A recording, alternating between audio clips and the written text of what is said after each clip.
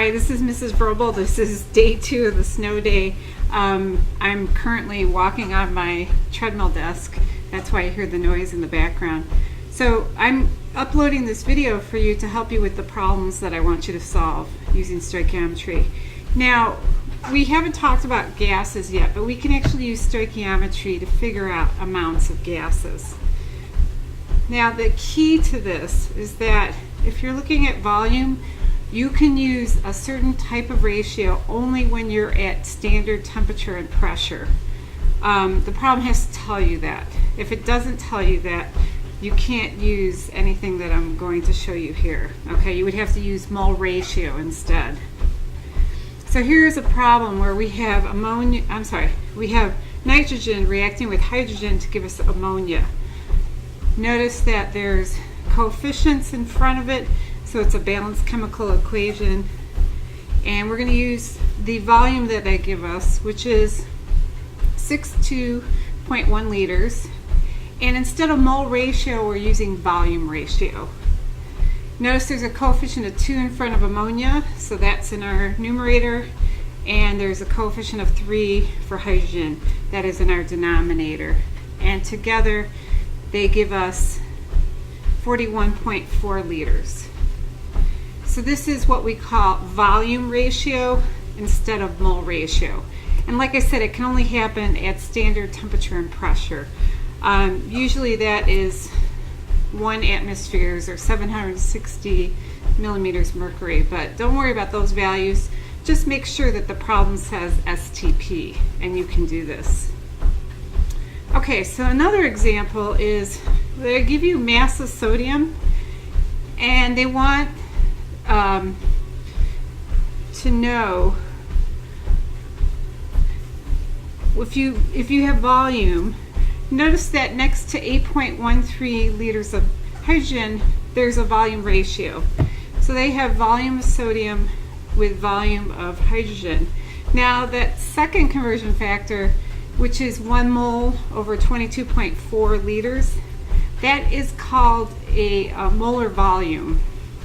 So I'll show you the box that I have in my classroom. There's a specific volume of gas that it occupies at standard temperature and pressure. So notice the problem says STP, that's standard temperature and pressure. We are assuming any gas, it doesn't matter if it's hydrogen or oxygen or nitrogen, it will occupy the volume of 22.4 liters for every mole of that gas. So we call that molar volume. Now notice that we wanted to predict the amount of sodium, and if you follow the units, liters cancel out, volumes cancel out, moles cancel out, and we're left with mass of sodium. Okay, here's another example of a problem. So they give you molecules. Whenever you're given something that's got a huge exponent, you're probably going to use Avogadro's number. The question is, you just have to figure out, do you multiply or divide? You want to divide because you want to get it into moles. Now notice they say STP. So STP, we're either going to use molar volume, or we're going to use volume ratio. So let's see what we're going to do here. Here's our balanced chemical equation, and the first step has to be we divide by Avogadro's number, and that gives us moles of NH3 or ammonia. Okay, this is the second part of the equation. Now notice we're actually using both volume ratio and molar volume.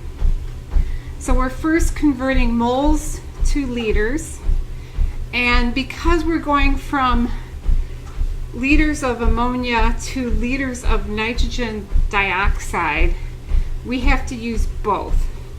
So we use molar volume on the left, and then the last ratio is volume ratio, and that gives us liters of NO2. Okay, here's another problem. So they want to know they have C3H8, which is propane, and it's being combusted in oxygen, so it's burning in oxygen, and they have carbon dioxide and water. Okay, they want to know the volume of oxygen at STP. So STP, we can either use molar volume or volume ratio.